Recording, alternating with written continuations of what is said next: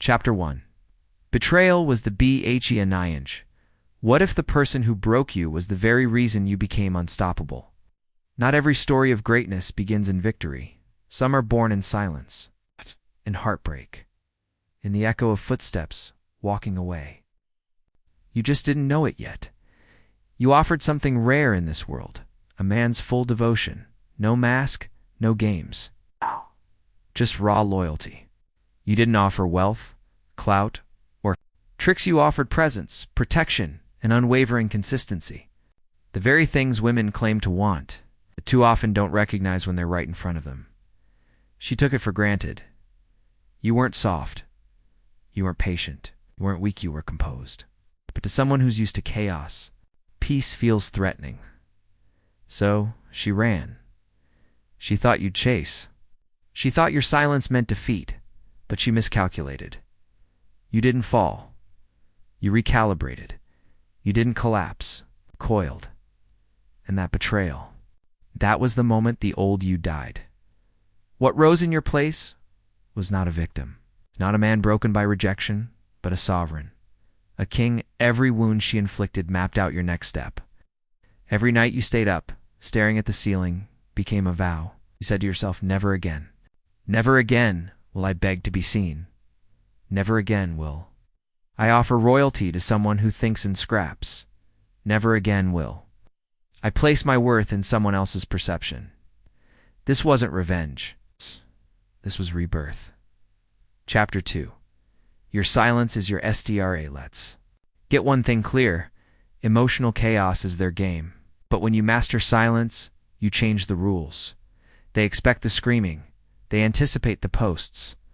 They want you to spiral because as long as you're reacting, you're still controlled. But when you go silent, when you vanish, when your energy becomes untraceable, that's when the game flips. Let her feel your absence. Let her sit in the vacuum you left behind. Let her realize that regret doesn't come when she hears your pain. It comes when she hears nothing at all, your silence. That's power. That's discipline. That's your declaration that your peace is not up for negotiation. Every moment you don't react is another brick in the empire you're building. Chapter 2. Emotional control. Is DOMINAN weak men react?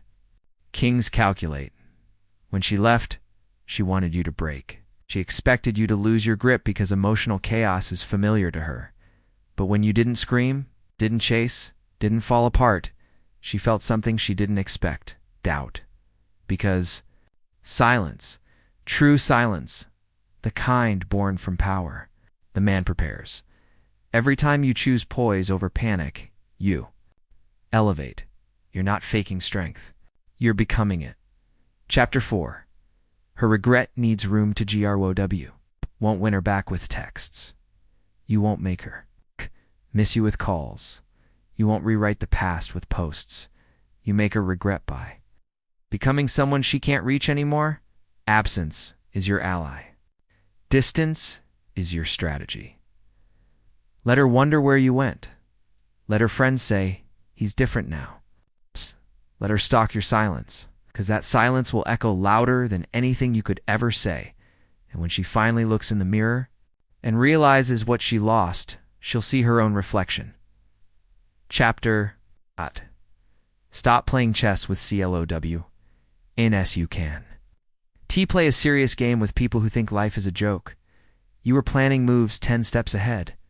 She was flipping the board just to watch the pieces fall. You tried strategy. She responded with chaos. You gave loyalty. She brought distraction. You were playing chess. She wanted to dance in the wreckage. So here's the truth. You don't win by outmaneuvering a clown. You win by walking off the board. Let her perform for an audience that matches her energy. Let her be unpredictable, emotional, inconsistent, but do not make it your burden to fix, to manage, or to understand. The moment you realize you're serious about your growth, your mission, your empire, you must also realize this. Not everyone deserves a seat at your table, and some people, they only showed up to flip it. You can't build an empire with people who crave collapse. You can't share your blueprint with someone who only knows how to burn things down. Your silence won't Just confuse them, expose them. Let them talk. You didn't change, you evolved. Let them gossip while you grow. Let them misinterpret your peace while you build fortresses from your discipline. Because once you stop playing their games, you don't just win, you change the rules. Chapter 6. Heal in private. Build in silence. They want to show. They want to see you collapse. They want to feed off your downfall, to say, see? He wasn't that strong. Starve them. Give them nothing. No updates, no breakdowns, no proof of progress. Your healing is not public consumption. It is sacred. Your distance or your isolation. Healing is not meant to be pretty. It's not supposed to be shared in filtered selfies or long, bitter posts. Real healing is brutal. It's lonely. It's you face to face with your demons at 3 a.m. with no one watching. It's waking up. It's waking up with heaviness in your chest, but still showing up. It's choosing to be better, day after painful day, even when there's no applause. This is where your new kingdom is built, not in spotlight, but in solitude. Disappear so deeply into your self-mastery that they start to whisper, "Where did he go?" Move with more purpose. Speak with quiet certainty. The man you're becoming. He doesn't broadcast, he builds. Let your silence be the anvil. Let your discipline be the hammer. Let every morning be a strike against your old self. By the time they notice, it'll be too late to stop you. Your scars will have become your armor, your solitude. It's sanctuary.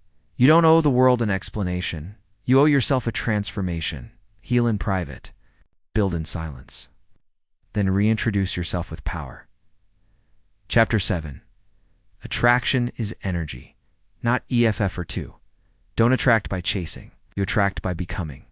Every time you reach out trying to prove your worth, you lower your frequency.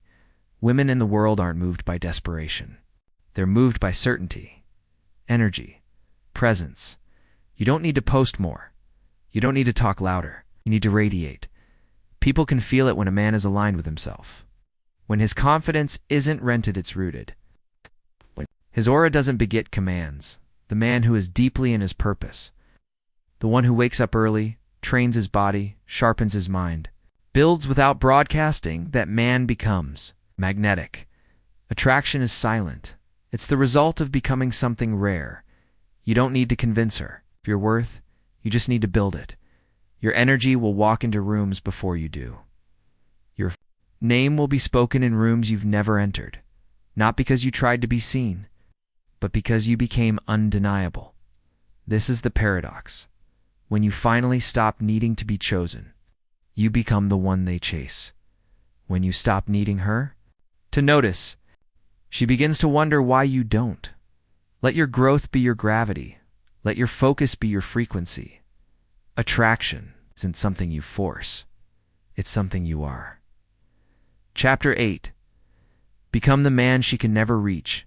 Iya Aonda. Old you was available. He replied to every message. He forgave every betrayal. Destined to be untouchable. She used to have easy access to your world. You were always just one call away. One apology away. One memory away. Now, she wouldn't even know where to begin. Not because you're hiding, but because you've elevated. You're not playing hard to get. You become impossible to reach.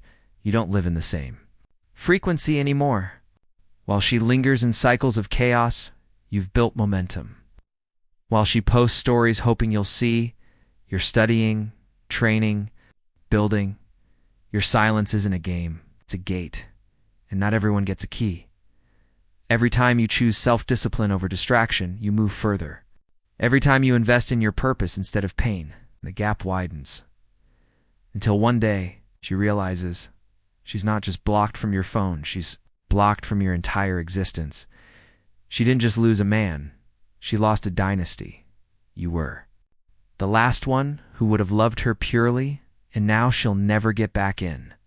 Not because you hate her, but because the version of you she once knew no longer exists. The doors she used to walk through without knocking sealed the patience she tested over and over. Gone, the love she mistook for weakness. But it won't reach you, because when you evolve beyond their reach, Even their regrets echoed too softly to matter. You are not who you were. You are who you decided to become. Chapter 9. Revenge isn't destruction. I tease, die Stancil.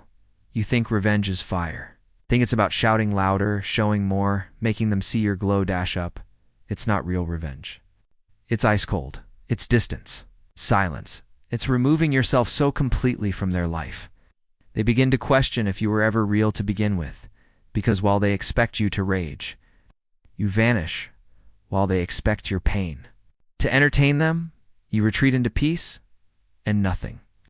Nothing haunts a person more than realizing they no longer have access to the version of you they once took for granted. The petty man seeks to destroy. The powerful man chooses detachment.